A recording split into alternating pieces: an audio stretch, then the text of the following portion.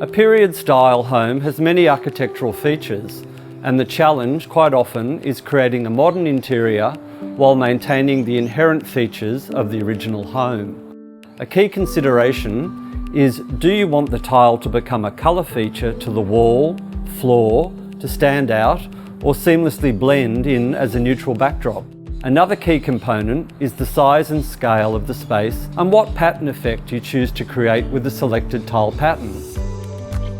It could be a continuous wall-to-wall tile as a decorative backdrop, or a tighter pattern that requires a traditional feature border to achieve uniformity to a room and treated like a rug insert.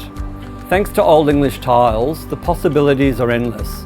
With the clever use of patterns, borders, and new colour palettes, you can seamlessly incorporate their mosaics into a contemporary living space.